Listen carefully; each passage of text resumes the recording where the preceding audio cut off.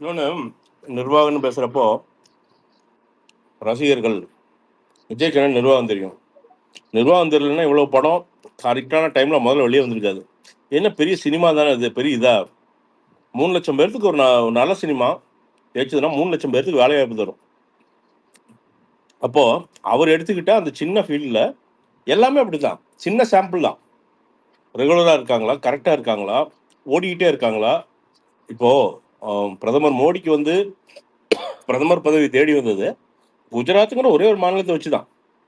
அவர் அதுக்கு முன்னாடி நேஷனல் லெவலில் வந்து பார்த்தீங்கன்னா பயங்கர இதில் அது கிடையாது. ஒரே ஒரு மாநிலத்தை சாம்பிள் எடுத்தாங்க, அது நல்லா இருக்கிற மாதிரி ப்ரொஜெக்ட் பண்ணாங்க. அதுவுமே பிரச்சனை இருந்துச்சுங்க. ப்ரொஜெக்ட் பண்ணாங்க, அதுலேருந்து பிரதமராக அவர் வந்து உட்காந்தார். அந்த மாதிரி சினிமாவில் இருக்கும்போது ஒரு சக்ஸஸ்ஃபுல் நடிகர் அப்படிங்கிறது வந்து வெறும் அவருக்கு மட்டும் கிடையாது. நான் நிறைய பர்சனலாக கேள்விப்பட்டிருக்கேன். நிறைய இடங்கள்ல போய் உட்காந்து தியேட்டர் லெவலில் உட்காந்து பேசியிருக்காரு. நிறையா படங்களுக்கு தயாரிப்பாளர் கூட உட்காந்து அவரும் உட்காந்து பேசி அந்த ரிலீஸ்க்கு வந்து சண்டை போட்டு வெளியில் கொண்டு வரும். அப்படி நீங்க நினைக்கிறது ஒரு படம் தலைவா மாதிரி ஒரு படம், அது கிடையாது. 10-15 படம் போய் உட்காந்துருக்கு அப்படி. ஸோ அப்போ மக்கள் மேல அக்கறை இருக்கிறங்காட்டி தான் அவர் எடுத்திருக்கிற அந்த வேலையில் அக்கறை இருக்கிறங்காட்டி தான் இவ்வளோ சக்ஸஸ்ஃபுல்லாக இருக்க முடியுது. நாளைக்கு என்ன மக்கள் நிர்வாகம் தானே, இதுவும் திருப்பியும் அதே தானே. இது இன்னும் கொஞ்சம் பெரிய ஸ்கேல், அவ்வளோதான். இதுல நான் ஒரே ஒரு இது மட்டும் ஆட் பண்ணிக்கிறேன். மக்கள் இயக்கத்தை வந்து அவர் நிர்வாகம் பண்ண விது, அதை அவர் கட்டுப்பாட்டுல வந்து வச்சிருந்தது, நேரடியா பெனிஃபிட்ஸ் வந்து எத்தனை மக்களுக்கு எந்தெந்த விஷயங்கள் சார்ந்து அதோடைய டேட்டா பேஸ் எடுத்து மக்களுக்கு வந்து சத்து ரீதியா என்னது தேவை, அவங்களுக்கு வந்து ஊட்டச்சத்து குறைபாடுகள் எப்படி இருக்குது, அது ஒவ்வொரு மாவட்டங்கள்லயும் எந்த அளவுக்கு அதை போய் சேரணும் அப்படின்னு சொல்லிட்டு மக்கள் சார்ந்த பணிகள்லயும் அவருடைய நிர்வாகத்தின் கீழே பல ப்ரொடக்டிவான விஷயங்கள் வந்து மக்களின் குறிப்பறிந்து அந்த அந்த அரசியலுக்கு வர்றதுக்கு முன்னாடி இலவச உணவகங்கள், ரத்த தானம், அதே மாதிரி வந்து பார்த்தீங்கன்னா பேசிக் அந்த தையல் மிஷின் வாங்கி தரதுலேருந்து மாடு கொடுக்கறதுலேருந்து இந்த மாதிரி ஒரு 100 விஷயங்கள் அதுக்கு முன்னாடி அவர் பண்ணிட்டு தான் இருந்திருக்காரு. அப்போ மக்களை சார்ந்த ஒரு நடிகனாக தான் இருந்திருக்காரு தவிர எனக்கு மக்களுக்கு சம்மந்தமே இல்லை, நான் ஒரு சேரை போட்டு உட்காந்துருப்பேன், அவன் எக்கேடு கேட்டா என்னன்னா அவர் வாழல.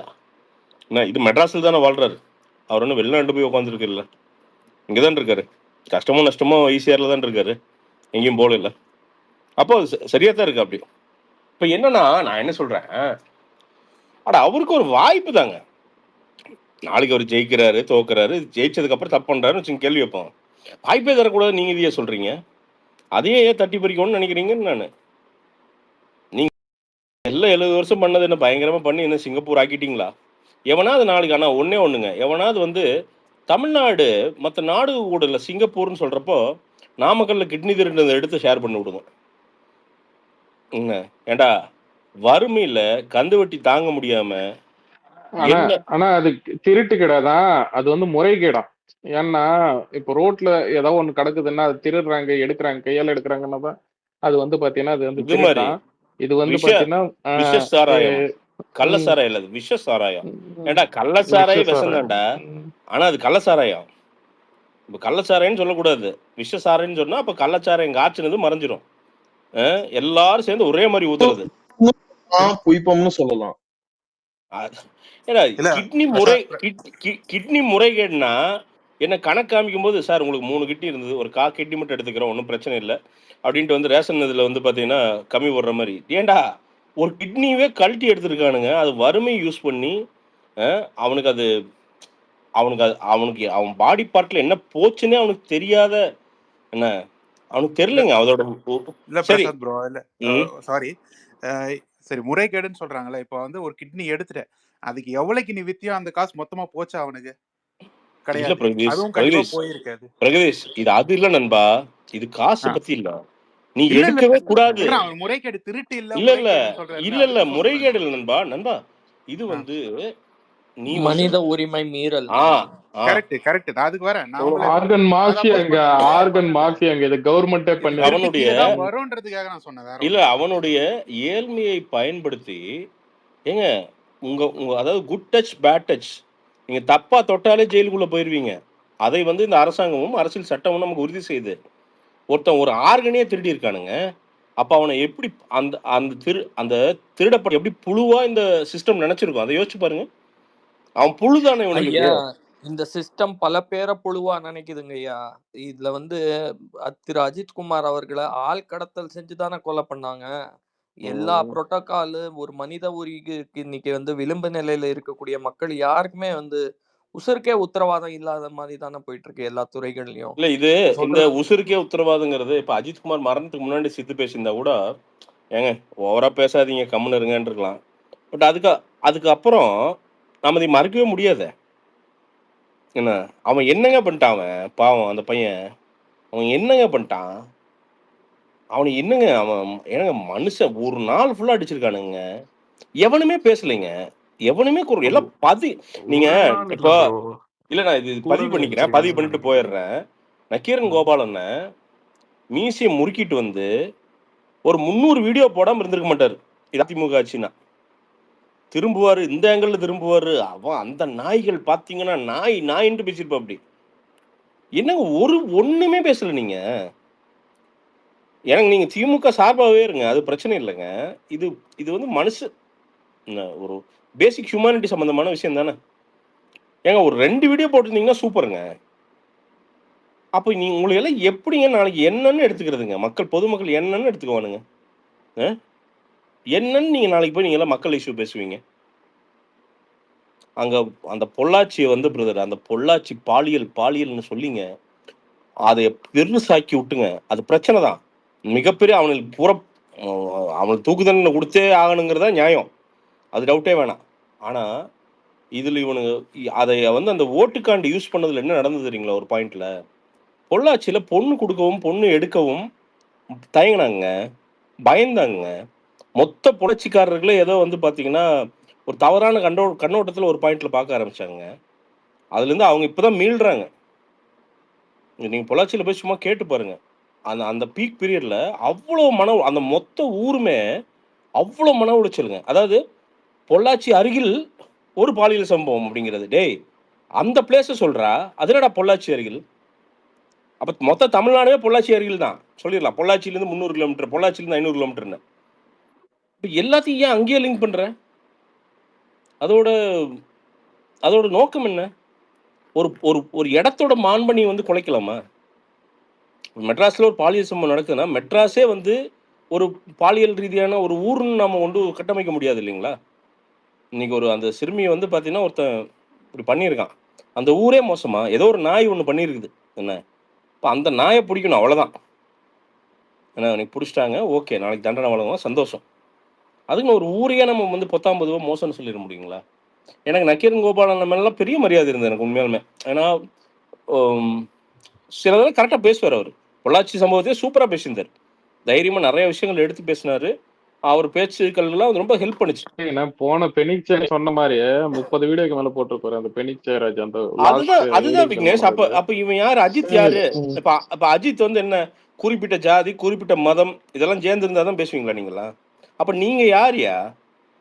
சமூக நீதி சமத்துவங்கிறீங்களா? அப்ப நீங்களே ஆள் பார்த்து தான் பேசுறீங்க. அப்ப நீங்க எல்லாம் யாரியா? நீங்கெல்லாம் இப்ப படத்தை பார்த்துதான் வேங்கை வயல் பிரச்சனைக்கே வாயை திறக்கல. இவங்க எல்லாம் லெப்ட் விங்க தோழமை இது நான் என்ன சொல்றேன், இவனுக்கு 2 வருஷம் சார்ஜ் ஷீட்டே ஃபைல் பண்ணாம இருந்துச்சு. இல்ல இவனுக்கு பாஜக சொல்லுங்க. ஒரு பிஆர் தான் என்னை கேட்டீங்கன்னா. அங்க எப்படி வந்துட்டு பிஜேபி வந்து மீடியா ஹேண்டில் பண்றானோ இங்க டிஎம்கே வந்துட்டு மீடியா ஹேண்டில் பண்ணுது. என்னை கேட்டீங்கன்னா இது எவ்வளவு நாள் இல்ல சச்சின், இது எத்தனை நாள் பண்ண முடியுங்கிறது நான் சொல்றேன் ப்ரோ. இல்ல மக்களுக்கு வந்துட்டு நீ வந்துட்டு டிவி வழியா தான் ஆன்டி கியூபன்சியை காமிக்கணும்னு அவசியம் கிடையாது. மக்கள் மனசுலயும் ஒரு எண்ணோட்டம் ஓடிட்டு தானே இருக்கும்.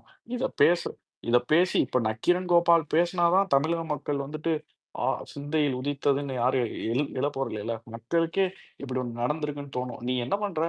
அந்த அந்த கன்சர்ன் பீப்புளை தடுக்கிற, பேச விடாம நியூஸ் சேனல்ஸோ இல்ல ஸ்பெசிபிக் யூடியூபர்ஸோ. பட் ஆனா மக்கள் மனசுல அந்த டவுட் கிரியேட் ஆகிக்கிட்டே தான் இருக்கு. அது கண்டிப்பா ரிஃப்ளெக்ட் ஆகும். அதுதான் தலைவா. இப்ப என்னன்னா ஜஸ்ட் கடைசியா ஒரு 1 மினிட் நான் கிளம்பிடுறேன். என்னன்னா எல்லாருக்கும் பெஸ்ட் விஷஸ். இது வந்து பெரிய நீங்க மோதுறது மிகப்பெரிய அசுரர்கள் கூட சாதாரண ஆளு கிடையாது. ஆட்சியிலேயே இருந்து அதோட டேஸ்ட்டை ருசிச்சு ஒரு குறுநில மன்னர்கள் மாதிரி அந்த மூட்லேயே ஒரு 50-70 வருஷம் மாறி மாறி ஆண்டுட்டாங்க. இப்போ அதை உடைக்கிறதுங்கிறப்போ எல்லாருக்குமே பிரச்சனை தான் இங்கே. அதனால எல்லா திசையிலேருந்து எதிர்ப்பு வரும், இதெல்லாம் டவுட்டே வேணாம் உங்களுக்கு. அதே மாதிரி எல்லா வித அவதூறுகளும் வரும். ஒரு 200 வைஷ்ணவி வருவாங்க, ஒரு 300 வேற ஒருத்தர் இந்த வெளில போனாரு, அவங்க கட்சி நிர்வாகின்னு ஒருத்தர் போயிட்டு எங்கேயோ உட்காந்துட்டு குட்டிக்கார் நடிச்சிட்டு இருக்காரு. என்ன அந்த மாதிரி 4 நாள் நிர்வாகி பேசுறது 40 இன்டர்வியூ. யோ, எனக்கு தெரிஞ்ச அளவு கூட உனக்கு தெரியாதியா தவாக பத்தி? எனக்கு உண்மையாலுமே நிறைய தெரியா? எனக்கு உண்மையாலுமே அதுக்குள்ள என்ன நடக்குதுன்னு தெரியா? உனக்கு அது கூட தெரியாதையோ? போய் உட்காந்து சௌரியத்துக்கு சரி ஓகே, அவங்க கவனிக்கிறாங்க, ஓகே, காசு செட்டில் ஆகிறது தப்பு இல்லையா? அதெல்லாம் அரசியல் தான், அரசியல்வாதி காசு தானே, ஒன்றும் வாங்குறது தப்பு இல்லை, வாங்கு. ஐயோ அதுக்குன்னு 50 இன்டர்வியூ ஐயோ. எல்லா சேனல் பார்த்தீங்கன்னா இந்த ப்ரொமோஷன்ஸ்க்கு இன்டர்வியூ தருவாங்க செலிபிரிட்டிஸ். தம்பி அவரு தட்சிணாமூர்த்தி, அவருதான் இல்லை இந்த மாதிரி எனக்கு தெரிஞ்சு இன்னும் வாரத்துக்கான ஒரு ஆள் வெளியில வரும். வெளியில வந்து பார்த்தீங்கன்னா மோசம் பேசும். இதெல்லாம் நடக்கும். இதெல்லாம் நடக்காம கண்டிப்பா இருக்காது. பட் அதை தாண்டி நீங்க களத்துல கீழே அந்த வார்டு லெவல்ல நீங்க உருவாயிட்டீங்க அப்படின்னா அது பெரிய மாற்றம். இது என்னைக்கு தெரியுமா தமிழ்நாட்டுல மாற்றம் வரும்? இந்த 2 லட்சம் பயப்படணும். இந்த ஓட் பேங்க் நம்புறாங்கல்ல, எங்க பேங்க் இருக்குன்னே தெரியாம பயப்பட்டு அல்லாடுறாங்கல்ல, என்னைக்கு அது நடக்குதோ அன்னைக்கு ஆரம்பிச்சிருச்சு ப்ரோ, ஆரம்பிச்சிருச்சு. அன்னைக்கு இங்க ஓரளவுக்கு மக்களை பார்த்தா இவங்களுக்கு பயம் வரும். ஆஹா, இவனுக்கு என்ன பண்ணுவானுன்னே தெரியாதே அப்படிங்கிற ஒரு சின்ன ஒரு பயம் வரும். அது நல்லதுங்க, அது நல்லதுங்க, நல்லது, தமிழ்நாட்டுக்கு நல்லதுங்க. இல்லைன்னா எங்கெங்க போய் கேட்க முடியுது? யாரெங்க மீட் பண்ண முடியுதுங்க? எத்தனை பேருங்க உங்க கவுன்சிலர் மீட் பண்ணி குறைகளை சொல்ல முடியுது? எனக்கு உண்மையா ஆசைங்க. ஒண்ணும் இல்ல, இப்போ ரேண்டம் யூடியூப் சேனல்ல இவனுங்க யாருக்கு ரியாக்ட் பண்றாங்க, யார் ஒரு விஷயத்த கையில எடுத்தா அப்படியே சுடுதண்ணி கொதிக்கிற மாதிரி பதறானுங்கன்றத மக்கள் புரிஞ்சுக்க ஆரம்பிச்சிட்டாங்க. சோ நீங்க சொல்றது வந்து அடுத்த களத்துல வந்து தளபதி போய் நேரா போற போதும், இப்ப அடுத்தடுத்து நிகழ்வுகள் நடக்கிற போதும், எனக்கு தெரிஞ்ச நடைப்பயணம் மல்டிடியூட்ல ஆகும். நான் கேள்விப்பட்டேன், அது செப்டம்பருக்கு மேல நடைப்பயணம் போறாரு அப்படின்ட்டு. நடைப்பயணங்கிறது வந்து எனக்கு தெரிஞ்சு மொத்தமா எல்லாம் மாறும்னு நினைக்கிறேன். கிரவுண்ட் லெவல்ல போய் க்ளோஸ் கூட்டு போட்டுருவோம் எல்லாருக்கும். இல்ல நண்பா, இது காம்படிட்டிவ் பாலிடிக்ஸ் ரொம்ப முக்கியம். ஒருத்தர்கிட்ட வந்து பாலிடிக்ஸ் இருக்கவே கூடாது. இது காங்கிரஸ் மோனோபொலி டேஞ்சரா இருந்தது நாட்டுக்கு, இன்னைக்கு பிஜேபி மோனோபொலி டேஞ்சரா இருக்குது நாட்டுக்கு. எந்த மோனோபொலியும் ஒரு ஜனநாயக நாட்டுக்கு டேஞ்சர். அது கூட்டாட்சியெல்லாம் வந்துன்னா சூப்பர். கூட்டாட்சிகள் இருக்கும்போது வந்து பார்த்தீங்கன்னா, ஒரு காங்கிரஸ் வந்து கம்யூனிஸ்ட்னால தான் காங்கிரஸ் இருக்கணும் அப்படிங்கிற ஒரு நிலை வந்தபோது, கம்யூனிஸ்ட் வந்து அவ்வளோ நல்ல திட்டங்கள் கொண்டு வந்தாங்க. ஒரு 40 சீட் நினைக்கிறேன் எனக்கு தெரிஞ்சு. கம்யூனிஸ்ட் வந்து அவங்க புடுங்கினாங்கன்னா ஆட்சி போயிடும். அப்படி இருக்கும்போது காங்கிரஸ் இந்த டாபிக்கையும் ஃபர்ஸ்ட் ரிவைவ் பண்ணது மாநாட்டுல தானே ப்ரோ? தளபதி வந்து இந்த ஆட்சியிலும் பங்கு பேசணும்னே இப்ப எல்லாரும் தவிக்கிறானுங்கல்ல. உறுதி கூட்டாட்சி ரொம்ப முக்கியங்க. கூட்டாட்சி முக்கியம், கூட்டாட்சி ரொம்ப இம்பார்ட்டன்ட். கூட்டாட்சி இருந்ததுன்னா எல்லார் வாய்ஸஸும் ஒரு இது இருக்குங்க. அதுவும் சமூக நீதி தான். இல்ல, அதுதான் உண்மையான சமூக நீதி ஹரிஷ். ஆக்சுவலா கூட்டாட்சி உண்மையான சமூக நீதி. ஏன்னா இப்ப இன்னைக்கு காங்கிரஸ் ஜெயிச்சிருக்குது. காங்கிரஸுக்கு என்ன வாய்ஸ் இருக்குது சட்டமன்றத்துல? என்ன வாய்ஸ் இருக்கு? அவங்களால என்ன பண்ண முடியுது? காங்கிரஸ்னால என்ன பண்ண முடியுது களத்துல? இன்னைக்கு மக்கள் கொண்டாடின உண்மையான மக்கள் தலைவர்களே வந்து இன்வாலிடேட் பண்றானுங்க. அதுதான் சொல்றேன். காமராஜர் வந்து பாத்தீங்கன்னா ஏசி போட்டாரு. டேய், நீங்க ஒரு 1000 ஏசி தயாரிக்கிற கம்பெனியே வச்சிருக்கீங்களா? டேய் ஏன்டா, அவர் ஏசியே போட்டுருண்டா, ஸ்பிளிட் ஏசி ஓ ஜென்ரலே போட்டுருட்டுண்டா, 2 டன் ஏசி போட்டு படுத்து தூங்கிருட்டும்டா. ஏன்டா இப்ப அது ஒரு மேட்ராடா? டேய் ஏன்டா அந்த மனுஷன் எத்தனை பண்ணாரு? அதுல ஒரு ஆள் நம்மால் ஒரு சொல்லுது, காமராஜர் பள்ளிக்கூடங்கள திறக்கல. இப்ப யாரு பண்ணாரு? உங்க அப்பாவும் தாத்தாவும் போய் பூரா செங்கல் வச்சு அவரு என்னைக்காவது சில்லறையில 10 ரூபாய் மாத்தி 2 5 ரூபாய் குடுறான்னு கேட்டிருப்பாரு. உடனே அவருக்கு நான் 2 5 ரூபாய் கொடுத்தேன் தெரியுமா அப்படின்றானுங்க.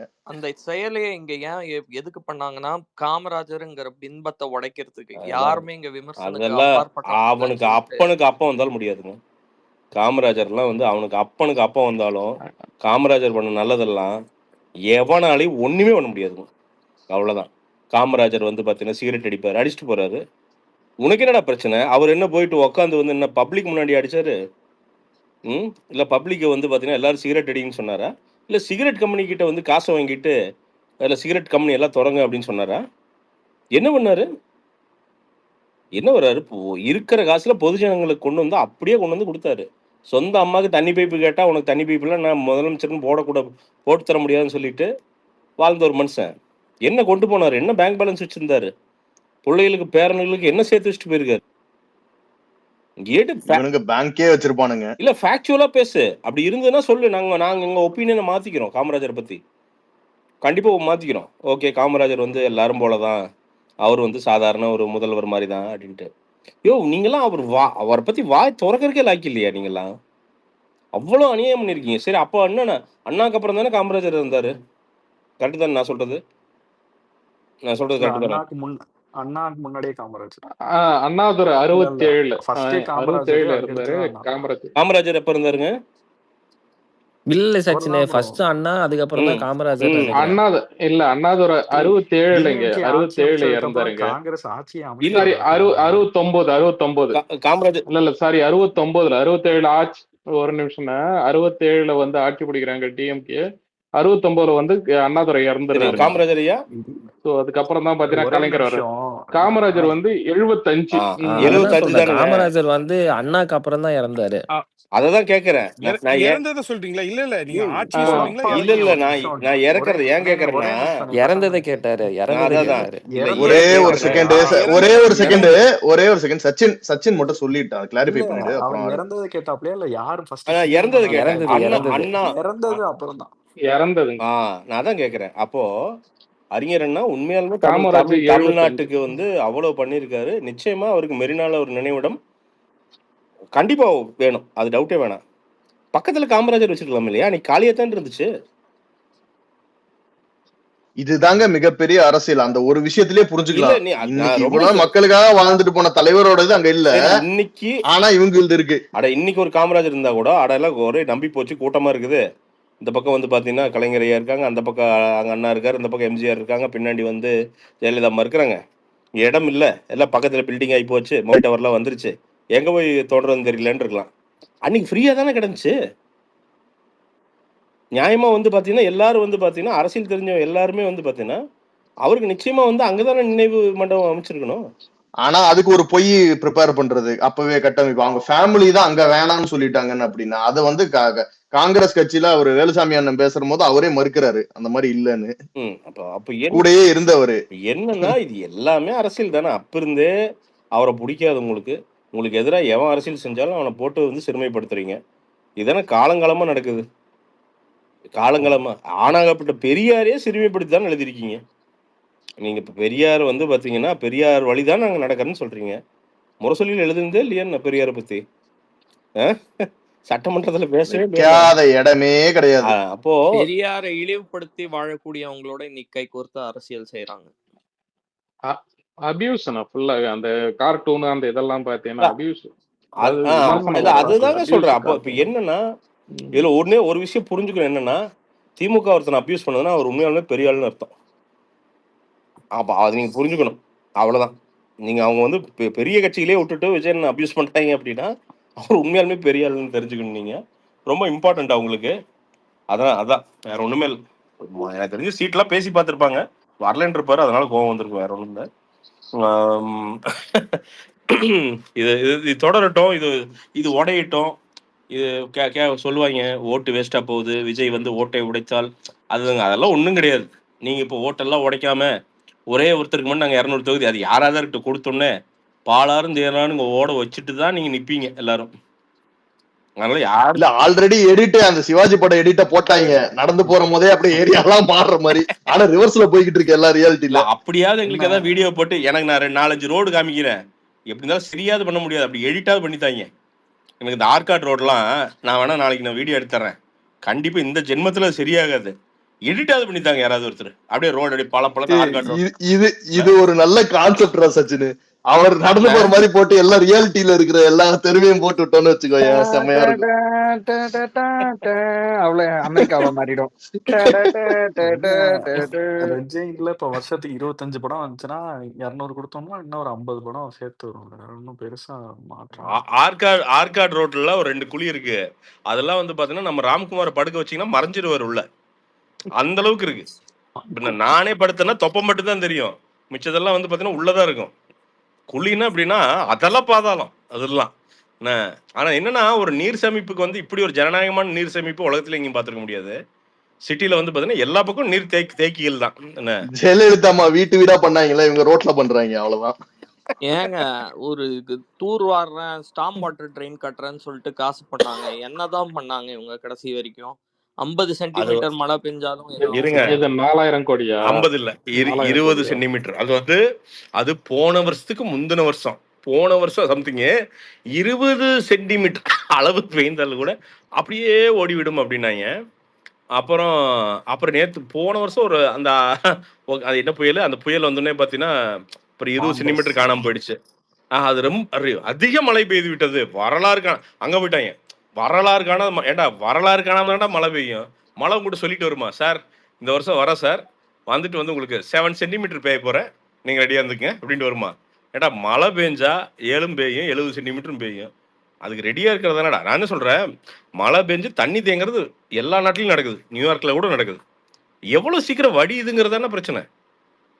நிறைய இடங்கள்ல வந்து பார்த்தீங்கன்னா இப்போ அண்ணன் உதயநிதி அண்ணன் போய் தாம்பரம் பக்கத்துலலாம் அவங்க நின்று பேசுறதுக்கு அப்புறம் தான் அதிகாரிகள் ரியாக்டே செய்கிறாங்க. அந்த அளவுக்கு தான் இருக்குது. இவங்க அப்பப்போ கேமராக்கு நின்னு பேசுறாங்க, அதிகாரிகள் இவங்க நின்னு பேசுறது கேட்கற மாதிரி செய்யறாங்க. அப்புறம் ரெண்டுமே நடக்கிறது இல்லை. அதுக்கப்புறம் நீ ஹரிஷ் வேளச்சேரியெல்லாம் இந்த மழை பெஞ்சு உள்ள போறப்போ போட் ரெஸ்கியூக்கு போயிருக்காங்க. அப்போ அங்க லோக்கல் கவுன்சிலர் சொல்லியிருக்காங்க, நாங்க மட்டும்தான் ரெஸ்கியூ பண்ணுவோம், நீ போனீங்கன்னா கேஸ் போடுவோன்ட்டு. நம்ம பசங்க அப்புறம் அதை மீறியும் போயிருக்காங்கல்ல. டிவிகேல இருந்து போய் டிசம்பர்ல போய் எவ்வளவு இடங்கள்ல ஹெல்ப் பண்ணிருக்காங்கல்ல. இல்ல அதான் சோ கெமிக்கல் பிளான்ட் எந்த அளவுக்கு வந்து வடிகால் எந்த அளவுக்கு வேலை செய்யுதுன்னு இந்த மழை சீசன் தெரிஞ்சிடும். ஏற்கனவே ஒரு மாதிரியா தான் இருக்குது இந்த வருஷம், ஒரு மாதிரி மார்க்கமா தான் போயிட்டு இருக்குது. ஏற்கனவே கட்ட சரியில்லை, அப்படி மக்களுக்கு தாண்டா கட்ட சரியில்லை. அதெல்லாம் நவம்பர் டிசம்பர்ல. ஆனா இந்த வருஷம் வந்து பாத்தீங்கன்னா என்ன கேட்டாலும் வீட்டுக்கு வந்துரும். நான் மழையில என்ன பண்ணலான்னு இருக்கிறேன், மேல உட்காந்துக்கலான்னு இருக்கிறேன், வீடியோ மட்டும் போட்டு. போன வாட்டி பேசணும் ஞாபகம், இந்த வாட்டி 4000 கோடி பிரகாஷன் இன்னும் வாங்குவாங்க. ஒரு போட்டுக்கு 4000. சரி விடு, போட்டு கூட வரல. 1000 டிராக்டர் புயல் வருஷம் இருக்கு. அதெல்லாம் டிராக்டர் ஒன்னு அது வச்சிருக்காங்கல்ல, அந்த பட்டக்ஸ்ல பெருசா பட்டக்ஸ்ல இன்ஜின் வச்சு டிராக்டர் பாவம். இதுல இல்ல பிரசாந்த் ப்ரோ, கடலூர் விக்னேஷ் ப்ரோ இவரு கேட்டாரு பால் பாக்கெட் அங்க என்னடா கேட்டா, ப்ரோ ஒரு 200 ரூபாய் கொடுத்து 2 பால் பாக்கெட் வாங்கிட்டு வர, மீதி ஏதோ 20 ரூபா கொடுத்தானுங்க. அந்த ஏரியா போக வேணாம் தோழரே. இல்ல இதுல பிரசாந்த் ப்ரோ எனக்கு எங்க காண்டாச்சுன்னா, நான் ஹரிஷ் ப்ரோ ஒன் டைம் வீட்டுக்கு ஈவினிங் தான் கரெக்டா வருது. டிவில தந்தி டிவில பால்வனத்துறை அமைச்சர்னு வந்தாரு. ஆவின் பால்லாம் நாங்க கரெக்டான ரேட்டுக்கு விக்கிறோம், அதுவும் மலிவான ரேட்டுக்கு விக்கிறோம். எனக்கெல்லாம் கேட்டுட்டு 70% வந்து ஒழுங்கா கொடுத்துட்டானுங்க, நீ அந்த 30% குள்ள போயிட்ட. நீ